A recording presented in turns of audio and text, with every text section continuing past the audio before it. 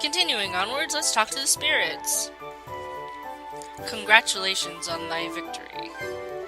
Bravura, 250 to 300 years old, female. A fire elemental spirit who's participating in the world tuning by testing the party's worthiness to receive the second violin score. Has a serious but kindly demeanor and a slightly archaic manner of speaking. Probably the only reasonable member of the six fairies, given Luminosa's mischievous streak. She is in a close but non-sexual relationship with Selene, much like Saki and Mayrin. I didn't know that, that's cool.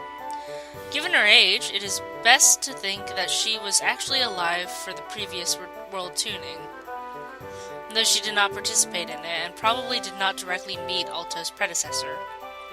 It seems that she and the other spirits noticed the abnormality in Alto long before the party did, hence their warnings to Alto to keep a strong will. She takes a liking to Alto and watches over her. Her name means boldness. All of the fairies originally only used graphics from the RTP, but after I changed the skin colors on some of them, I gave up and drew custom battler art for them too. The RTP art is really a share girls, so I would have felt bad using it. Oh, okay. Oh hey, you made it to the end of the game. Good job. Portico, 100 to 150 years old, female. Oh, you're such a baby! A water elemental spirit who participates in the world tuning by testing the party's worthiness to receive the viola score. Has a laid-back, spacey personality and doesn't sweat the small stuff. Given her insistence on subjecting the party to a riddle session, she seems to be an odd one. She has adored Tacit for most of her life, and insists on following her everywhere, fashioning herself as Tacit's interpreter. If she was alive for the previous world tuning, she is probably so young that she either doesn't remember it or didn't care at the time. She is the only one of the fairies with her own theme, and kind of wound up being their mascot. Silly and gentle characters are just naturally good scene-calming agents. Her name means poetic discourse. Good job. Tacit is 100 to 150 years old, so they're both about the same age. Female. A wind elemental spirit who participates in the world tuning by testing the party's worthiness to receive the vocal score, which is ironic. Actually pretty sharp-tongued and temperamental. Photophobic, can't deal with bright light, and low vision, which is why she usually has her eyes closed, and largely nonverbal. Perhaps because Shut Up Poetico is something she has to say so often, it is one of the few phrases that she can manage easily. As a wind fairy, her hearing and spatial awareness are first rate, so her disabilities do not usually cause problems in her daily life. But she cannot read or write. Makes a great show of exasperation at Poetico's antics, but seems to be begrudgingly fond of her all the same. If she was alive for the previous world tuning, she was probably so young that she either doesn't remember it or didn't care at the time. Her name means quiet.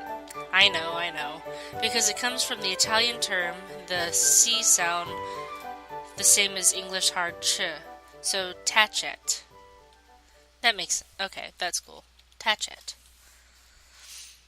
Selene, if it's congratulations you want, get them from someone else. 250 to 300 years old, female. An earth elemental spirit who is supposed to participate in the world tuning by testing the party's worthiness to receive the first violin score, but ignored her duties out of a hatred for the Cantabiles and left her part of the grand score lying around in Antiphon Grotto, where it was found by Saki. Mistrustful, emotionally unstable, and doesn't forget grudges, loathes humans. Actually, because spirits constantly filter mana from their surroundings, Selene's temperament and mental state are adversely affected by how much time she spends in Maggior. Because of that, Bravura continually tries to get her to come back to Tenuto Springs, but she doesn't have much luck. In a healthier state of mind, Selene reverts to a somewhat more benign Tsundere disaster, a trait that even surprised me. Given her age, it is best to think that she was actually alive for the previous world tuning, though she did not participate in it and probably did not directly meet Alto's predecessor. Her name means solemn. Yeah. Sup? There's a ton of people here. It's really fun. Scherzo, under 100 years old, male. A dark elemental spirit. He was not originally appointed to participate in the world tuning, but he meets Alto's party when they first head to Tenuto Springs and winds up involved anyway. Also has that permanent heart thing, which is great. Filled with energy and curiosity, likes pranks but doesn't particularly have any ill will. He has feelings for Luminoso, but given the age gap, it would be somewhat like a human teacher falling for someone middle-aged. It appears that Luminoso doesn't really take him seriously. Scherzo is stubborn, so who knows how this will go in the future. His name means joke. Spirits assign gender based on the individual's magical aptitudes instead of the appearance of one's reproductive organs. So Scherzo is actually cisgender. Cool. Boop. Congratulations on completing the game. I hope you enjoyed yourself. I really did. Luminoso, about 2,000 years old, Newt Rosis. A light elemental spirit, the elder of the spirit community in Harmonia. They collaborated with Arietta for the first world tuning and have organized the score test for every other world tuning since. They go on to help the party in various ways after the original grand score is destroyed. Generally calm and unflappable, but has a bit of a mischievous streak too, as shown when sending the party off to go meet Shale with no warnings. You may have already guessed that the way that they talk about her, but they had romantic feelings for Arietta. Apparently they never acted on those feelings, but they still seem to think fondly of Arietta even now.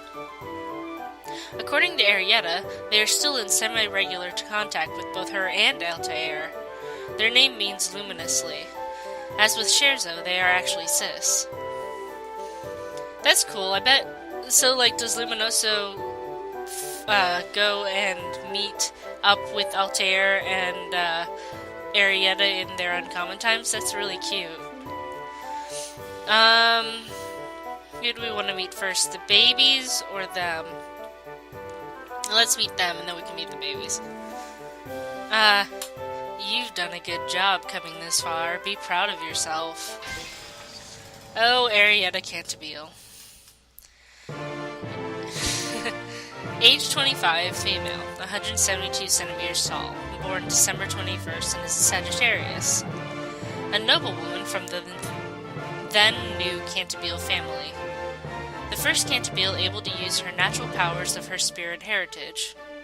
A genius whose unique way of thinking made her extraordinarily skilled in innovation.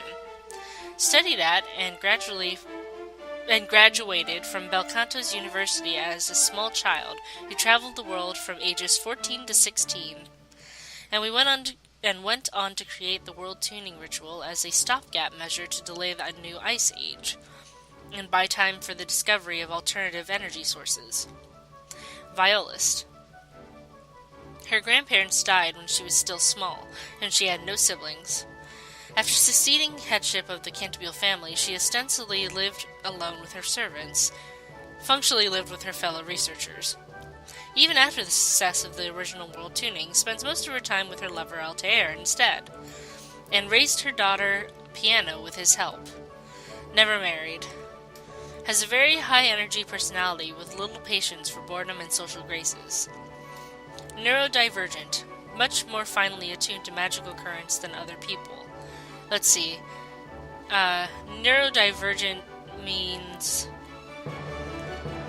because neurotypical is non-having issues, and then neuroatypical is autistic, I think.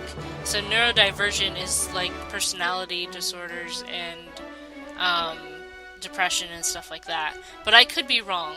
I think that's what that means. But anyway.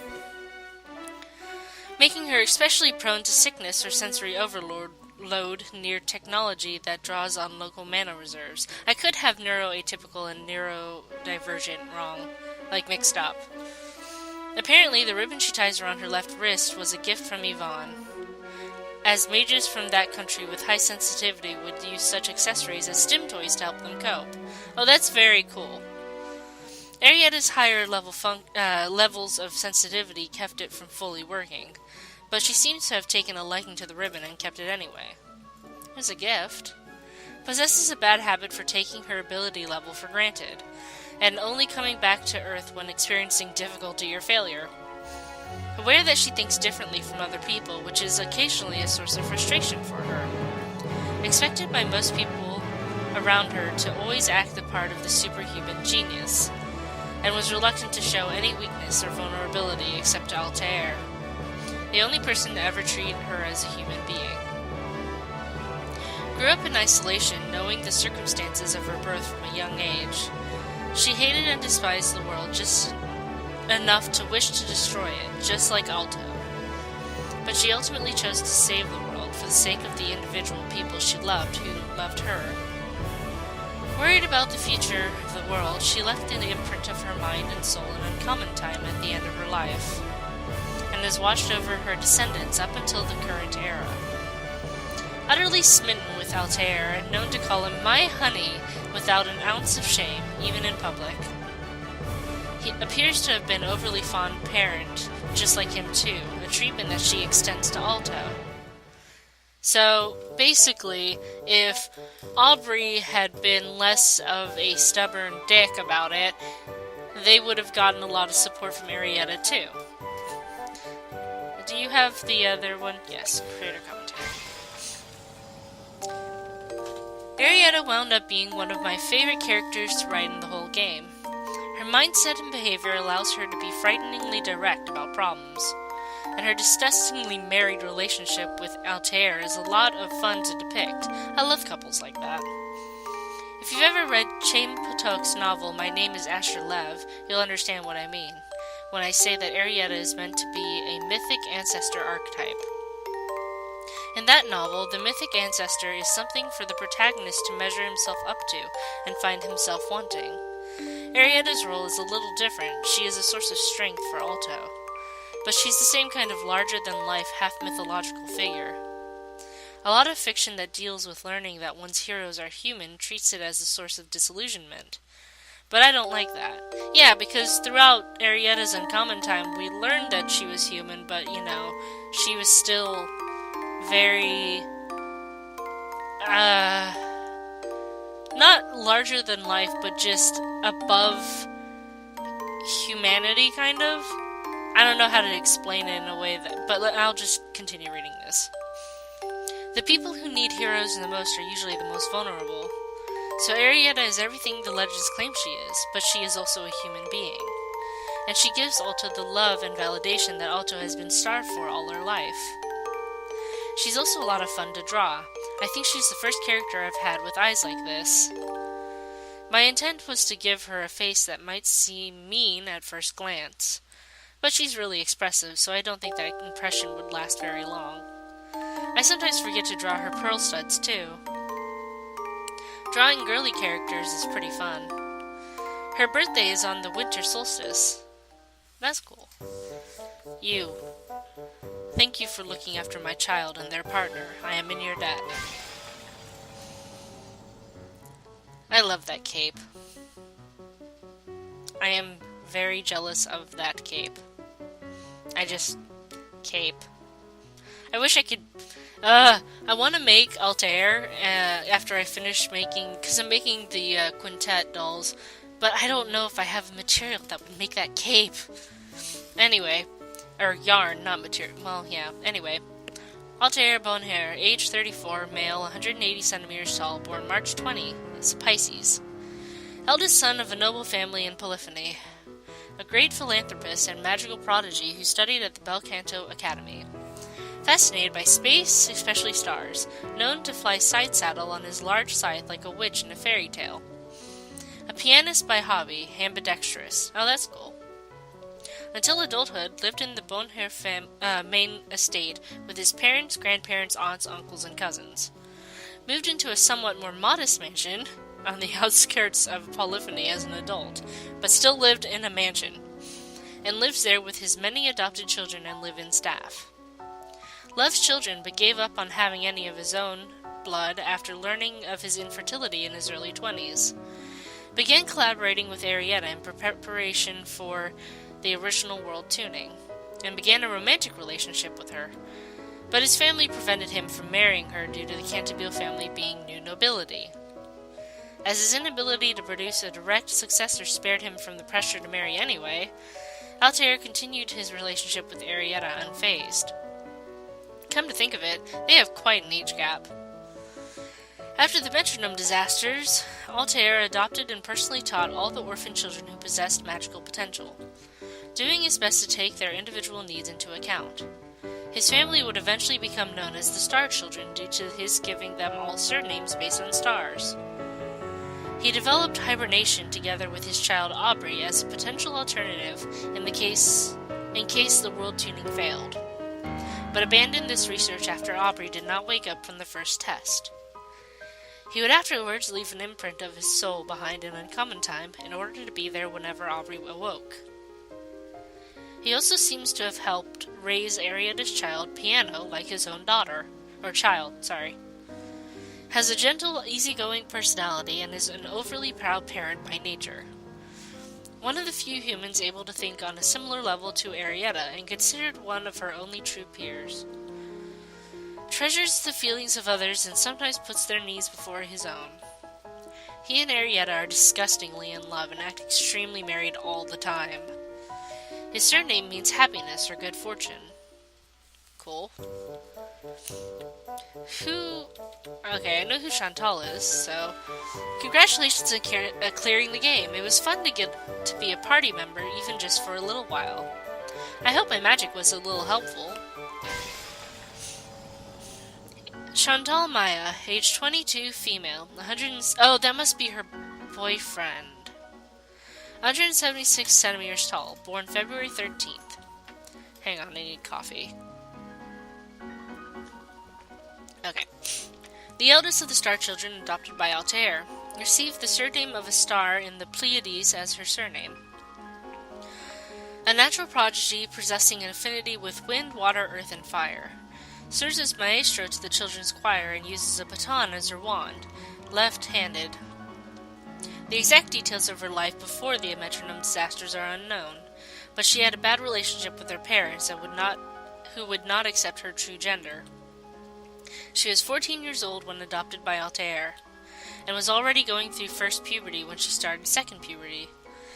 Has a bright and cheerful personality, easy to approach. Likes and is gentle with children, on good terms with most of her foster siblings. To put it in a good way, big sisterly and likes to take care of people. In a bad way, a natural busybody with a tendency to nag. Immediately took a liking to Aubrey, her only genderqueer sibling.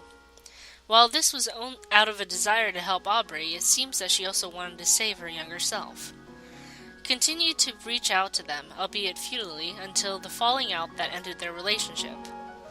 Her singing voice is the subject of a great deal of praise and admiration, but she is shy of singing in front of others. Her refusal to take part in choir practice as a child led Altair to teach her to conduct instead. Actually finds her deep singing voice and height to be ungirlish and is self-conscious about both. Went through a brief phase where she refused to date any boy shorter than her, though she's since relaxed her stance on height, and her current boyfriend Rue is taller than her. She went on to serve as a member of Arietta Cantabile's ensemble in the original world tuning. Seems to have gained a little more confidence in her voice since, though she still will not sing in front of anyone she is not close with. Fiercely loyal to Altair. Has a relationship of friendly antagonism with Arietta. Of the other ensemble members, was closest to Yvonne, who is nearest to her in age. Her relationship with her boyfriend Rue is pretty cuddly. Aww. Congratulations on clearing the best ending. Oh wait, hang on a second. Do you have other notes? You do. Chantal was only created in the first place because I decided I wanted a name for at least one star child to use in the large graveyard in Bel Canto. But I have a bad habit of getting way too invested in my side characters, to the point where if I give them a full name, it's probably too late for me. Chantal was no exception, but once early work was done on her character, I decided to have her actually appear in Aubrey's Uncommon Time, in a minor role to help express sides of their personality that they wouldn't show to Alto or Altair. That role wound up expanding during early planning for Arietta's Uncommon Time as my testers got invested in her, and due to some real-life incidents I learned about over social media. Leaving Chantal at a point like that would have felt tasteless. Then before I knew it, she was planned for inclusion in Arietta's ensemble, which left me with the eternal rock and a hard place issue of, how do I get this character to do this thing that they don't want to do? I worried at least as much about how to handle Chantal's introduction to the ensemble induction as I did with some of Saki's more difficult scenes. And despite her personality, she wound up being one of the biggest problem children of the whole work. Chantal's design features colors that represent the 4 cardinal elements: red, green, blue, and brown. Though her fashion sense is pretty different from Aubrey's, the style of a repeated pattern on her shirt is meant to be similar to Aubrey's dress. I had fun drawing her pigtails. They are pretty cute. Okay. Rue, no surname. Early 20s male, 179 centimeters tall. Chantal's boyfriend, who works as a town guard. His name does not actually appear in the game. He's completely smitten with her, and as you have probably already guessed from their appearance together in Arietta's Uncommon Time, he was supportive when she came out to him. It seems that if they eventually got married, he took her surname. Since he only directly appeared twice, I couldn't clearly show it in the game. But he's a big romantic and is probably of the type to write Mr. Rue Maya in the margins of his notebooks and surround it with hearts. That's adorable. Alright, so now we have Daisy and Lucy. Daisy, congratulations, do you remember us? Daisy, no surname, age 16, female. An ordinary townsgirl from Libretto. She lived in another country for several years, but on the passage back to Harmonia, her ship was attacked by pirates and many people were killed, including her parents. She has a nervous disposition and hates surprises. Actually very physically powerful, while not directly depicted in-game, she uses a pair of clawed gauntlets in battle. While making sprites for generic NPCs with varied skin colors, I thought that Daisy's looked a little bit like Red Riding Hood and decided to make her a side quest character instead. She's named in homage to certain artists' Little Red Riding Hood derived original character. Cool. Hang on a second. Okay, there we go. I never did actually finish that, or do that side quest because it expanded, like, most of the latter half of the game, and I was just effort. Maybe one day. Why do you need me to congratulate you? Lucy is very much a Cinder character. Lucy, no surname, age 15, female. An ordinary townsgirl from Libretto, Daisy's childhood friend, magician, textbook Cinderella. Unlike Daisy, she doesn't have any particular inspiration. I wanted to have a game-long side quest in order to obtain overpowered but useful, especially for the extra dungeons, equipment, and decided to have it involve these two instead of being a more traditional straw millionaire item trade. She and Daisy have matching flower hairpins. Aww. Yeah, I heard that it was a really good weapon. I don't know. Like, is it... I guess you guys would have to decide, is it worth it for me to go through and, like, record all of the Daisy and Lucy scenes that I missed out on? Because I would probably have to start out from the beginning of the game anyway. And just get all the things. I don't know, you decide. Leave a comment, because I like comments. Yeah. Okay. Hey there. I see you've seen your wish through to the end. I won't congratulate you because that's not my wish, but I will at least keep watching this future of yours. Winter Alto, the physical manifestation of Alto's long-suppressed malice and animosity. Looks exactly like Alto, but with lighter blue eyes, dressed in white. Her boss title is Herald of Winter, but her in-development name is Winter Alto, though everyone on the tester team seems to call her something different. Hates the world that stood by and refused to save her, and means to hold it responsible for her suffering. It appears that just as the other part of Alto's heart lacked the means to fully understand her negative emotions, this part of her lacks the restraint and basic decency, for lack of a better term, to hold back her desire to kill all of humanity out of a sense of that it would be unjust. She is a natural part of Alto's heart, something to be accepted, not repressed. This is part of why she continues to appear briefly even after Alto makes the decision to save the world. I had a lot of fun drawing her. Between the fact that her whole existence is pretty self-indulgent, and I don't often get the chance to draw the extreme, uninhibited kinds of expressions she makes. Babies! Babies. Oh, sad baby. I forgot how sad this baby was. Okay. Alto, child, age 8, 128 centimeters tall. Alto, at around the age she first met Teagan, one of the specters that appears in Alto's uncommon time. This is before she started tying her hair back, so it falls around her face to partially obscure her expression. Even at this young age, carpal tunnel and tendinitis have progressed to levels requiring surgery. Never having experienced love or friendship, her heart was closed off long before it had the chance to open. She does not yet possess the vocabulary to express her hatred and despair. The real Alto has blue eyes, but the specter in Uncommon Time's eyes are blood red. I didn't notice that. Baby Arietta. This place is nice. It's nothing like school. I like being with people like me. Child Arietta, aged 10 to 11, about 142 centimeters tall. Arietta, during her days as a university student, she wore her hair in twin tails back then. A child with greater levels of intelligence than most adults. This was already isolating enough without her neurodivergence. She had no friends until meeting Luminoso and no peers. It seems that she already knew this circumstance of her birth at this age. In just a few years, she would succeed headship of her family and set out to travel the world. Baby Aubrey. Congratulations, I guess. Child Aubrey, aged 10 to 11, about 130 centimeters tall. Aubrey, shortly after being adopted by Altair. They look cute in their large choir robes, but they are surprisingly acidic towards everyone but Altair. Even as they cling to their adoptive father for a reason to keep living, they keep all others at arm's length with hostility, only begrudgingly interacting with Chantal.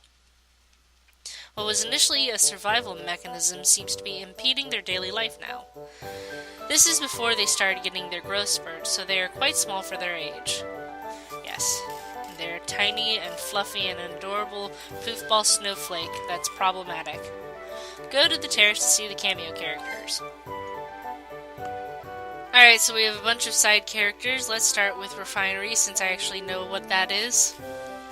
Tomomi. Daya, Shiyu, and I are from the creator's other in-progress game, Refinery.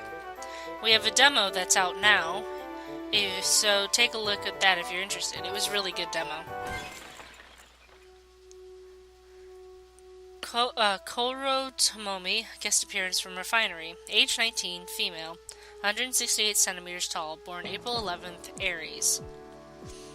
The protagonist of Refinery, an artist from a small town, recently received a nasty shock which affected her mental health and temperament, which went on to cause problems with her plans for the future. As a result, her bullshit tolerance is unusually low these days, very responsible with a dry sense of humor.